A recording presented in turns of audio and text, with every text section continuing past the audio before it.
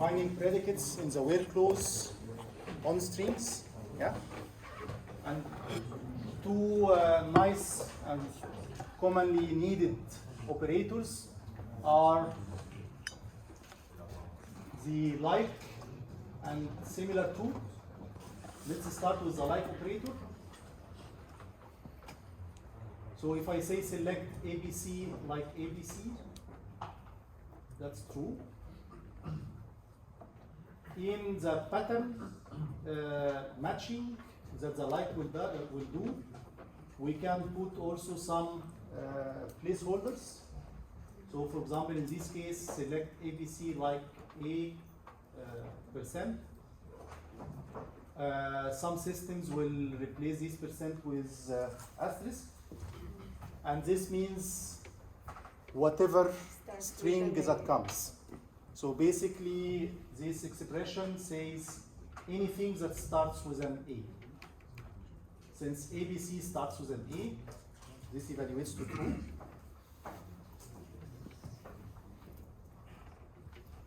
Select ABC like underscore B underscore. Underscore is a placeholder for a single character. So basically here you are saying find, match the given string to a 3-letter string where the middle character is B. Also this is true in this case. And the last one, select ABC like C, that's false. How to make it true? Like percentage and C. Right. Or we can put two twice underscore right. Would it match to this?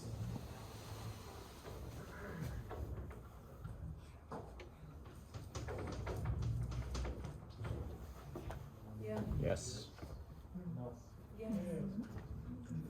No. Yes. Yes. Who says no? Why? We need only from Something that ends with a C. yes. Yeah. The thing is that percentage will match zero to many. Yes. 0 to n, to infinite theoretically. But so in this case, this percentage will be replaced by nothing, and the text will match. Yeah. Will it match to this? No.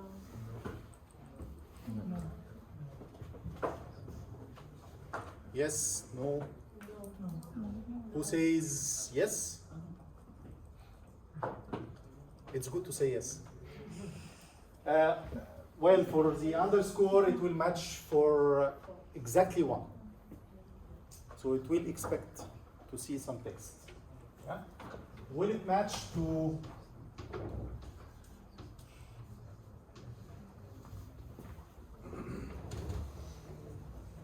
capital A, small b, capital C? Why? Because like is case sensitive.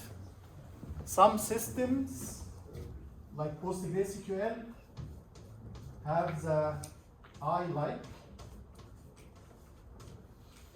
case insensitive like, and for them this will match.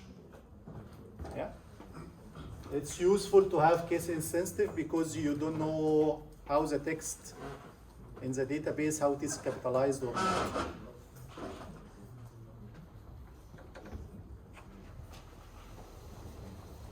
Okay, so like is quick and basic in its capabilities, but it doesn't really do regular expression matching. Similar to is similar to like, but with more capabilities for regular expression matching. And then there are other operations to do full regular expression. You know regular expressions? Please. Just one question. Is that similar to like part of ANSI? Like it's a standard and you can find it like in databases or it's just? I guess yes. Not sure.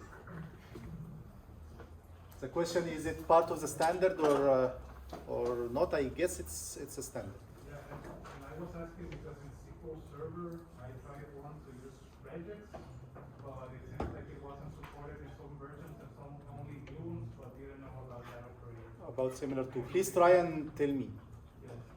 I know it will work in PostgreSQL, but in not. I think it's standard, but not sure.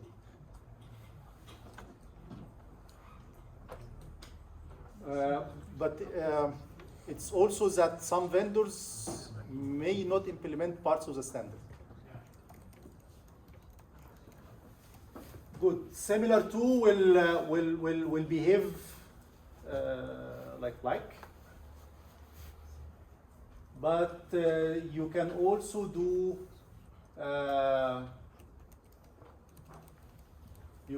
repetitions. You can do alternations. Well, the first two will behave exactly as like. The third one, here you have this expression showing B or D. It means it's going to match whatever text and then either a B or a D and whatever text. Okay? In this case, it's going to be true.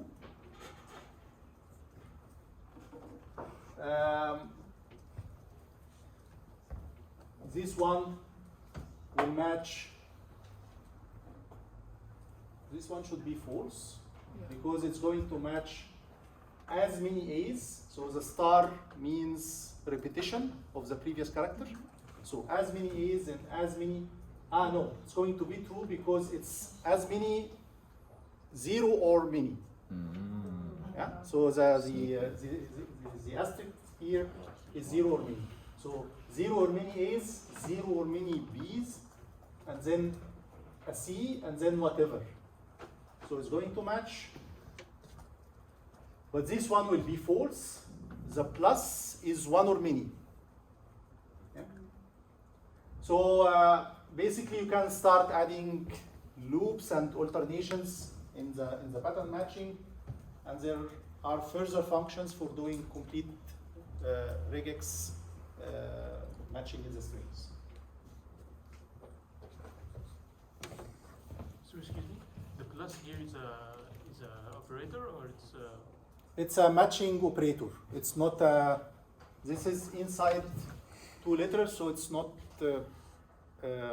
seen by the query optimizer, but it is seen by the operation itself, meaning 1 or many B's.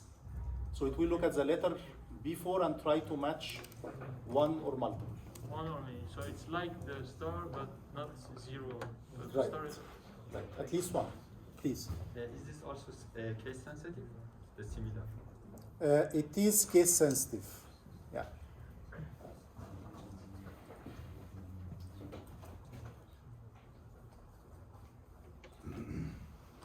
Good. Then you have the close order by to order the tuples. Again, in the set representation of relations, the concept of ordering is not there.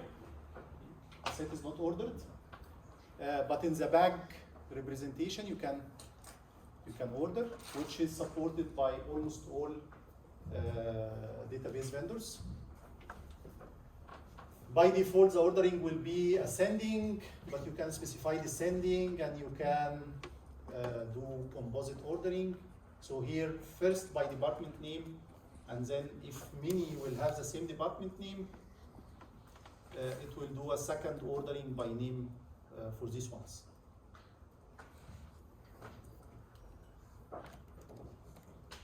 Predicates in the web clause, we have seen like and similar to for the strings. For the numbers, you have the operator between and to specify a range. And you can do tuple comparisons. So a condition not on a single attribute, rather on a tuple, on multiple attributes. So this one means instructor ID equals teaches.id and department name equals biology. And for that between, you could also just use the operator greater than, both greater than and less than. It's Yeah. this equivalent. It's exactly the same, but be aware, take care, it's Yeah. greater than or equal, less than or equal. It's inclusive bounds. Is there a greater than or equals in SQL, or only a greater than? You have the two. Okay. But the query optimizer might regard them differently. Okay. So if it sees between, it's easier. If it sees greater than and less than, it needs to be smart to put them together. So we could say writing between is better.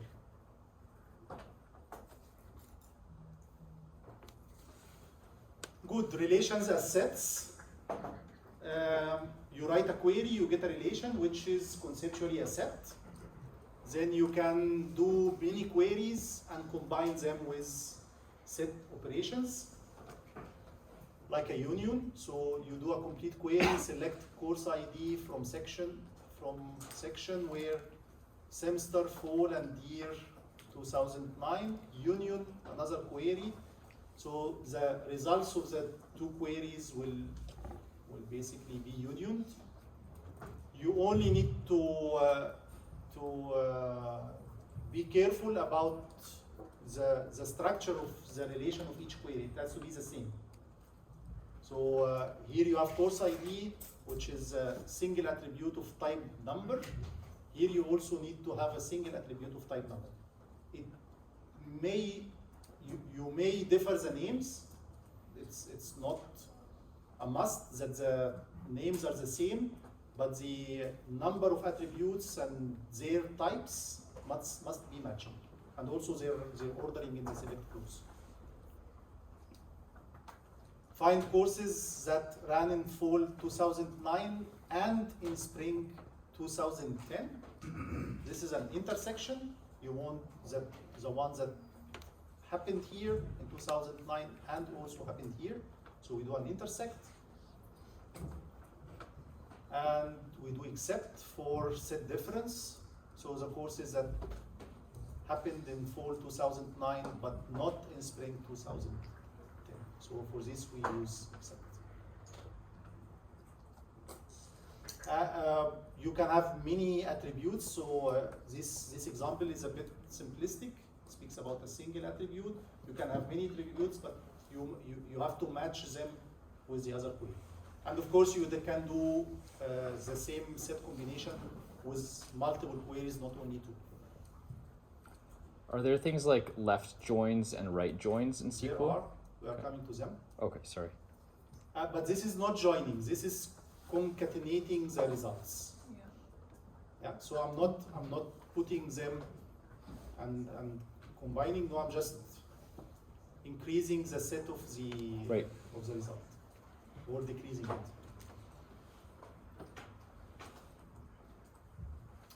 Well, intersects is a kind of join. You're right. Join with removing redundancy, and except is also a kind of join. Could be seen as a join. Join is like stacking the results horizontally, and this can be seen as stacking the results vertically. Yeah, there are similarities and differences. You can do some stuff with the two together.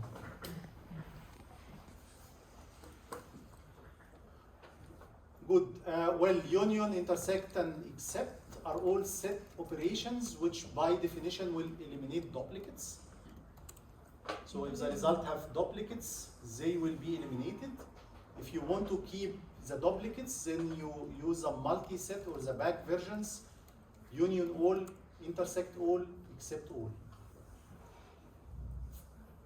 If you understand this thing here, we have a tuple that occurs m times in a relation R, and n times in a relation S. If we do R union all S, how many times we get this tuple? M plus N. You agree? Good. And how many times we get it in intersect all?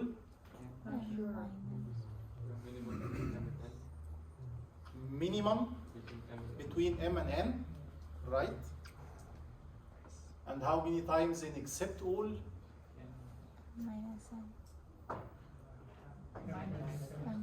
M minus N if M is greater than N. Yeah? Otherwise? Otherwise 0. Yeah, so it sees 10 and then in the other one it sees 7, so we get only 3. If it sees 10 and 20, we get 0.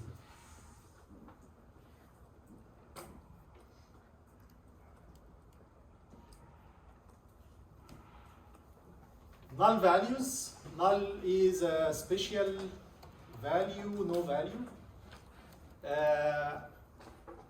If I do 5 plus null, the result is null.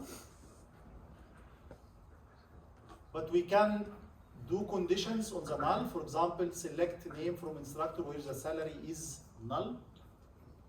It doesn't mean that the guy doesn't earn. It just means that this information is not stored. So null is not 0. It doesn't mean that the salary is 0. It means that this information is missing. We don't know. So you have this condition is null or is not null. You need to understand how null is used in Boolean expressions. If I say null and true, the result is null. Okay? If we say null and false, the result is false. Yeah, because null, it means we don't know. So it has two possibilities. It could be true or false, but because the other parameter is false, then the AND will anyway evaluate to false. But if the other parameter is true, then we need to know. It means that we don't know the result until this null is clarified. Yeah, so the result is null. And then null and null, this is clearly null. Okay? For the OR logic, null or true, that's true. Null or false, that should be null. That's null here. So please correct it.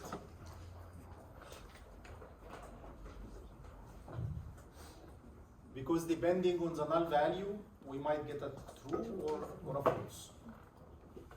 Null or null is null. And then for the not null is null.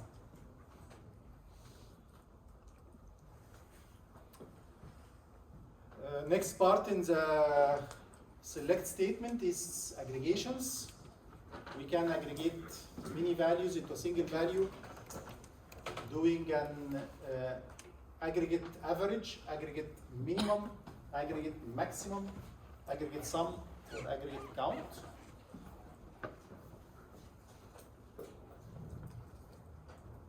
Find the average salaries of instructors in each department. Here's a query, select department name and average salary from instructor group by department name. So I trust you know this, but quickly we explain. So this query will create groups by department name. So it will put the biology department together, the computer science department together, and so on. And then for each group, it will average the salary. So for biology, we have only one entry, so we end up with the same entry as average. For computer science, we have 3 entries, we end up with this average. For electrical engineering, and so on.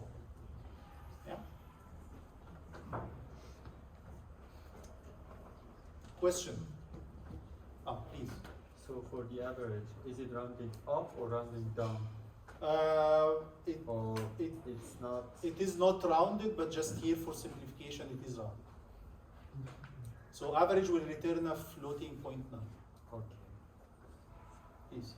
Suppose we do the sorting after group Y, like ordering after the group Y. So we will preserve the order, like which comes first, which comes from the top will be on the top. You do the ordering, you can order by the group value. Suppose we order this groups basically. So cats come first in the table. So will it be on the top or? Mm. You mean if The this values are same. if this relation is ordered, what will be the order of the outcome? Depending on the, it is not guaranteed. Well, Like, suppose there are in the computer science, two people have the same salary, 75,000. We are ordering based on the salary of each group. So, suppose the first one occurs first previously in the table, the second one after it. Will it preserve that time? I don't get your question. How should the order affect the grouping? Like, based on the activity on which we are ordering. So, they can have different attributes, different values of other attributes in that group. You mean because here we order by department, and this is how it could group? Okay. Other questions? What if we have some null values in the salary? For example, here in the computer science department, some of the instructors, we don't know the salary, it's null. What will happen in the average? Null average. We get a null in the total. That's one answer. Who has another answer? We get the average of the other ones. Yeah, we get the average of the other ones. That's what will happen. So in arithmetic, null will null the whole expression, but in aggregates, null is ignored, except in the case of counting, and we will come to this. Another issue that a recurring error, I still do it until now. In the select clause, we have an aggregate attribute here, and then we have some other attributes next, department name and ID. Yeah? This query is wrong because whatever is next to the aggregate attribute has to appear in the group Y. Yeah? Why? Why is this restriction? Because you have unique IDs and you can't collapse them on each other. Right. So the idea of the aggregation is that we take 3 tuples and we produce 1 tuple. Yeah? So in the query, I tell select the department name and the average salary, and group by department name. Because I say group by department name, it will already collapse because only one group, one value for department name. And then I also tell that for the salary, compute the average, so it knows how to collapse these in one.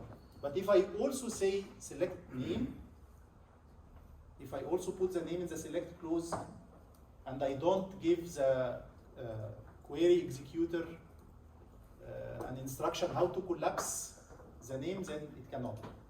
Then for some attributes it has many values, for some attributes it has single value, it cannot produce a result. So anything in the select clause either has to include some aggregation, or has to appear in the group by.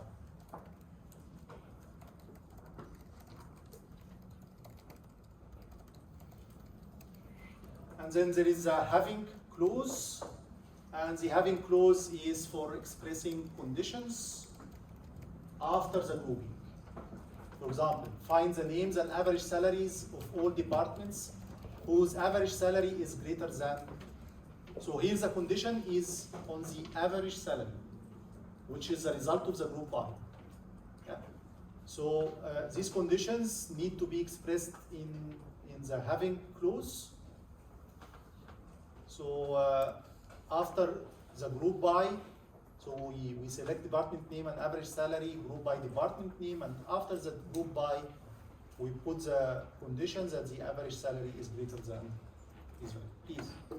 If you put after average salary in the select, if you put as average salary a new name, can you use this new name in the having? You give it an alias. Yeah. Then can I use the alias here or not? Maxime, you know? I think you can. I'm not sure. I'd expect it should work. But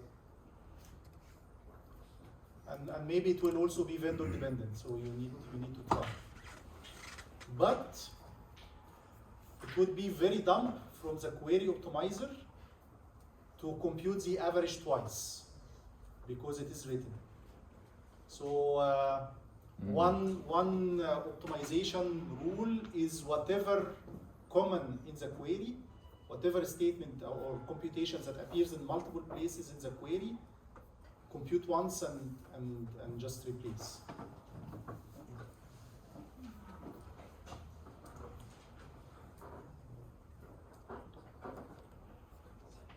Yeah, this is null values in the aggregations. We spoke already, so nulls will be ignored, and the average will be computed only for the non-null amount, meaning that it is removed from numerator and denominator,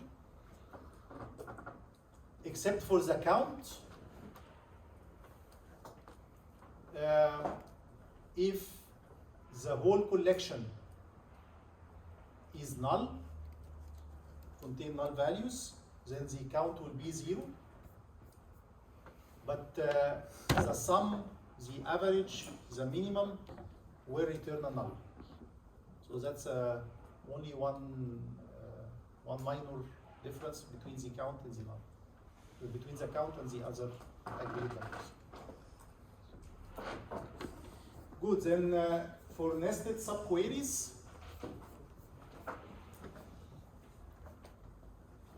generally we can, please. Is it possible to count no or not no values with the count? I didn't hear. Is it possible to count no values? Have a function for counting no or non-no? Well, you could trick the query and say select count asterisk from this table where this value is null. Yeah? But if you just count the attribute itself, nulls will not count.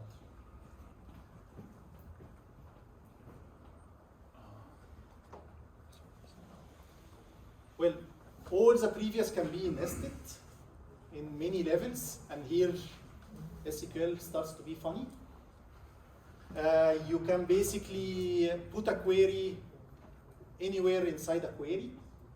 You can nest in the select clause, you can nest in the from clause, and in the where clause. Well, not literally anywhere, not in the order by, not in the group by, but in the select, in the from, in the where. So the general structure, you select some attributes, but then you could, for example, replace A2 with a subquery that generates a single value, because whatever you want to put in the select is a single value per tuple. And what, sorry, when you say single value, you're talking about like that table supervisor Alice. That's a single value. Yes. Okay. And clearly this will not be checked in the compile time. It will be checked in the runtime when the query is running. So the query will start to run, and for every tuple execute the subquery, and if it hits that for one tuple the subquery generates multiple values, it will crash.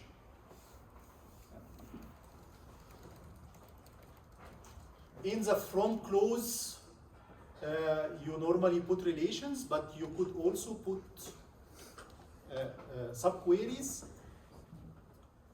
and then this subquery can return a complete relation.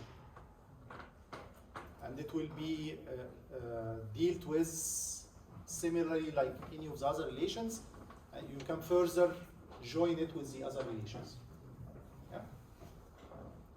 In the where clause, you have a set of predicates. Each of these predicates can be replaced with some expression which is in the form B, where B is some attribute in the outer query, in this query. B is some attributes in the relations of this outer query. And then some operation and the subquery. Yeah? And we will see next what kind of operations we can use for this job.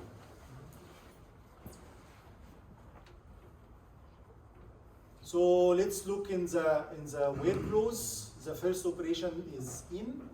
So we can say find the courses offered in fall 2009 and in spring 2010. So we select where the semester, we select the courses that happened in semester fall and in year 2009, and they also, next we want to express that they happened also in spring 2010. So we say that course ID in, and then we select all the courses of spring 2010. So this inner query will return a relation, a set of course IDs that happened in spring 2010. And then we are checking the set containment using the in operator. Yeah.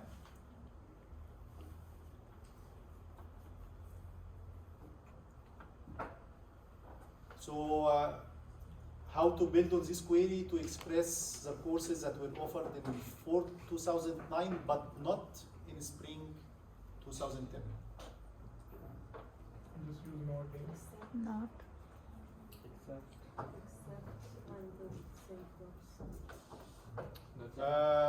We have two answers here. To say where course ID not in, yeah, or to use the except. But how to use the except? To use the except, we write this first query, and then we don't write and. We write this second query. It's not nesting. We do two queries parallel, and then we put the word except. Please. So in order to know which of the two methods is more optimized, do we have to know how the compiler or the vendor works, or like, for example, take PostgreSQL? Does they tell us to use excepts when we can, or we just use excepts instead of not in, and we know that it's optimized, it's faster? In PostgreSQL, and other vendors will do so, you have commands to look at the query plan. So in PostgreSQL, you can write explain.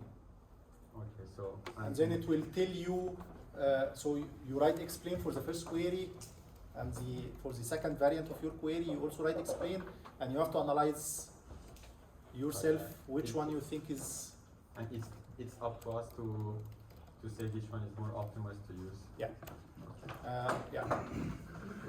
What's a query plan? But of course, you then need to attend this course to be able to assess which one will normally behave better.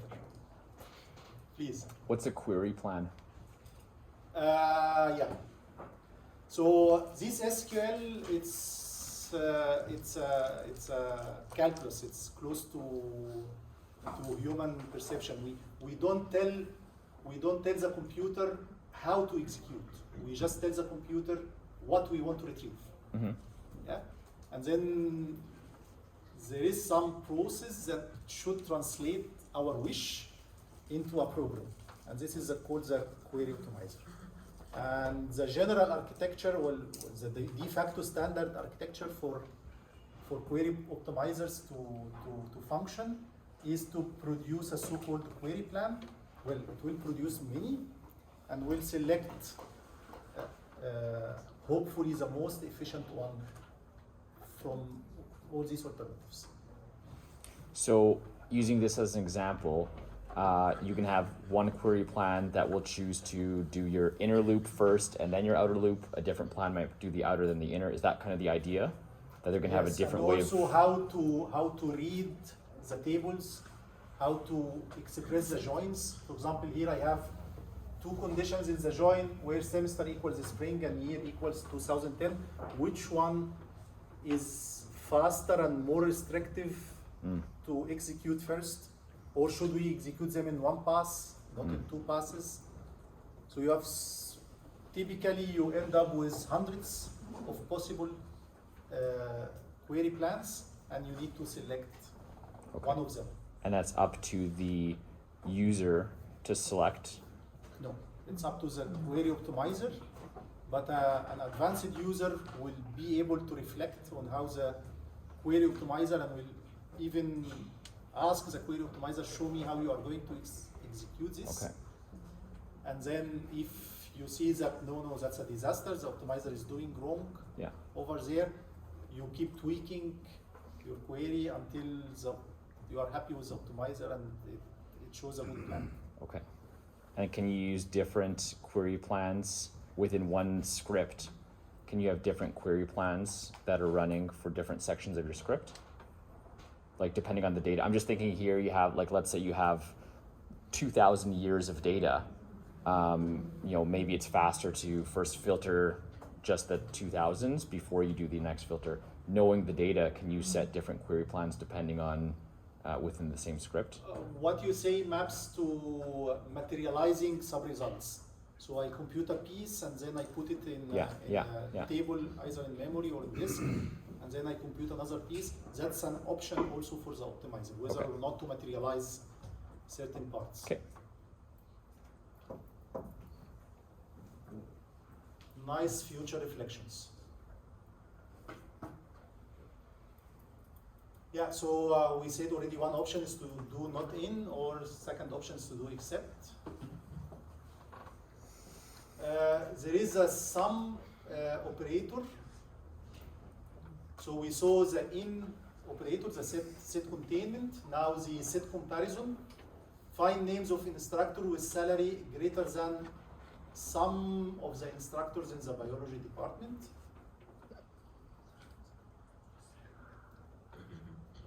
So we can do it by self-join, or we can express it, and this is a part we want to show here, using the keyword sum.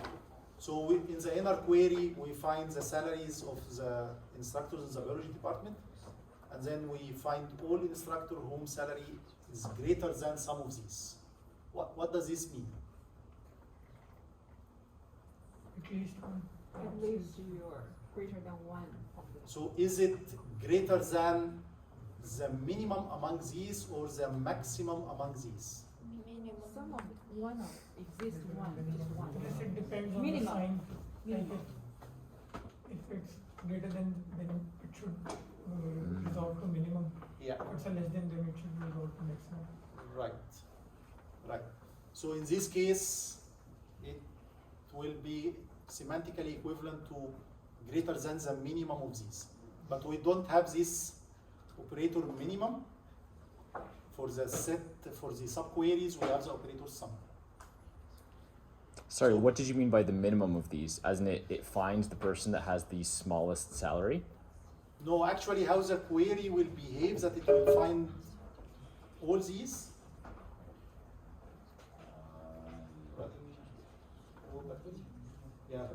sustain until the end. It will find a set here, and then we'll do a set comparison of sum. And this set comparison will look as such. If I say, for example, 5 is less than sum 056, this would be true. Why? Because 5 is less than 6. Yeah? But if I do 5 greater than some of these, it will also be true because 5 is greater than 0. So in the case of greater, it means greater than the minimum among them. Yeah, but it will have different meaning according to the operator. So the general semantic of sum is that there exists some value in the resulting set that fulfills the comparison. Good.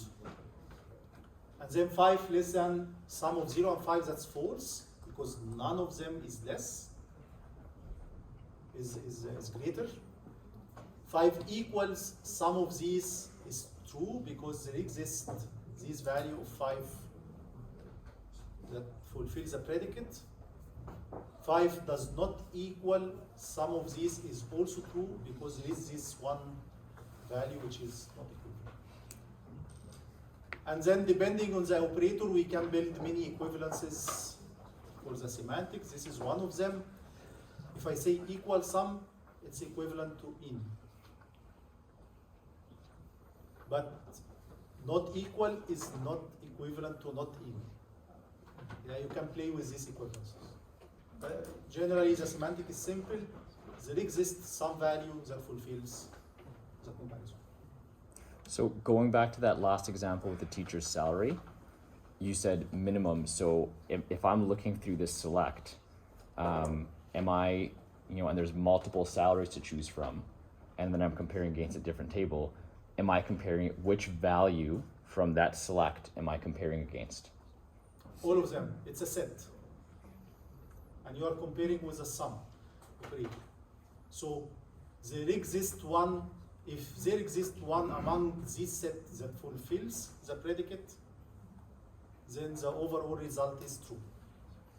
Okay, so in this case then, the query should result in a bunch of a bunch of names of instructors that have salaries that are greater than whoever has the greatest. No, the smallest. Okay, I'll follow up with you on this one. Yeah. Like sum, we have all. So how would you express this query? Greater than the salary of all instructors in the biology department. So basically it's very much the same like this, but you replace sum with all. And then the semantic will be different. So 5 less than all, this is false, because we have one value that breaks the condition. So in all, we basically need that all the members in the subquery fulfill the condition. Okay? Less than all, this is true. 5 equals all, this is false, because one value is not equal. 5 not equal all of these is true, because for each of them it's not equal. And then there is another operator exists. All these are for the subqueries in the where clause. Yeah? So the operator exists, tests an empty versus a non-empty set. So if I want to say find all courses taught both in fall 2009 as well as in spring 2010, we did it before using in. We could also do it using exists. Here by saying that it is in fall 2009 and exists, and write a query that will search for spring 2010. If it appears in 2010, it exists, and then it should result in this. Yeah. Only that here there is a second trick, is that we need to correlate the two queries, because I want to say the very same course I'm considering now in the outer relation is the very same course I'm considering now in the inner relation. So I join the S, which is in the outer relation, with the T, which is in the inner relation. So these are called correlated subqueries. I'm kind of joining the outer query with the inner query to make sure that we are speaking about the same course.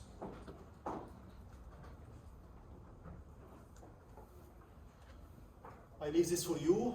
It's the same logic, but not exists. And there is another operator, unique. So we saw in, we saw some, all exists, and now unique. Unique will test that in this relation, nothing is repeated. The tuples are always unique, no duplicates in the results. And if this is the case, then the condition is fulfilled for one tuple, and then it goes for the second tuple, and again evaluates this. And if this is the case, if they are all unique, then it continues. So unique is about testing for no duplicates. Excuse me, but what's the difference between unique and distinct? Because sometimes we do select distinct.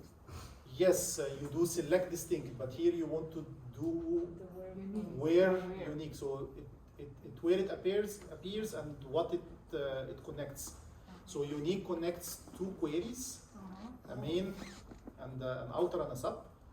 Distinct is over the tuples of one query. It leads to as a set operation, it's the same semantic, but how it integrates inside the query, it integrates in different places for different purposes. Then we can do subqueries in the from clause, and there the result is simply regarded as a table, and we can further operate on this table. Yeah. Make it alias this table as well. Yes, actually you have to. Here there is no alias, but PostgreSQL will force you to put an alias. Sorry, on what? On which part?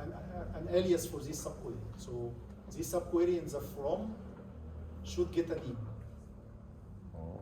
So you can use it in the rest of the query.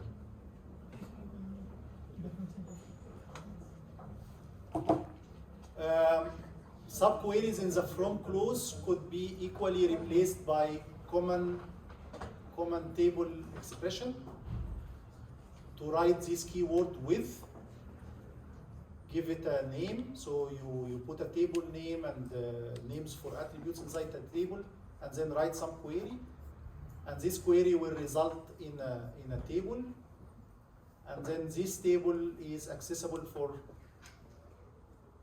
I ran out of battery. I hope the recording is not lost.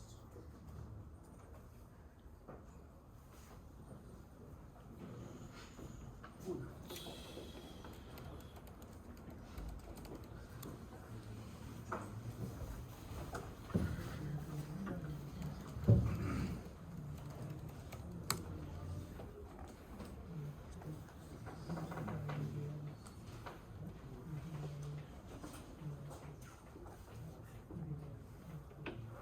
And then in the outer query, you can access this max budget, which is in the with clause, as if it is a table, and deal with it equal. Subqueries in the select clause have to return single values. Yeah. Now quickly on the join operations. You know the inner join. That's where a natural join, that's what we did in the previous slides. But now the outer join, if I have these two relations and I do a left outer join, it means that all the tuples of the left relation have to appear. And then if they join with the right relation, we get some result for the joining. If they don't join, we get a null. Yeah. An inner join will only result in these two tuples where we have tuples joining, but an outer join will maintain all the tuples in the left relation, this is left outer join. And if they are not matched with the right relation, we get a null. The right outer join is the other way around. So we have all the tuples of the right relation. And if they don't match with the left relation, we have a null.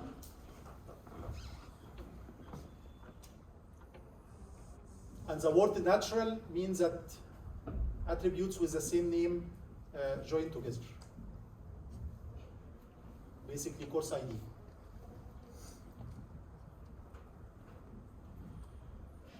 So generally for the join, we have these join types: inner join, left outer join, right outer join, and full outer join, which will basically union the left and right outer join. And then the join itself could be natural, joining the attributes with the same names.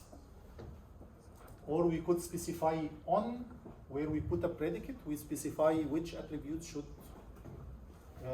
map to each attribute. Or using, which is, it does an equi-join. So in on, we could specify greater than or less than in the join condition. In using, we do equi-join based on multiple attributes. Yeah, this is example for the full outer join.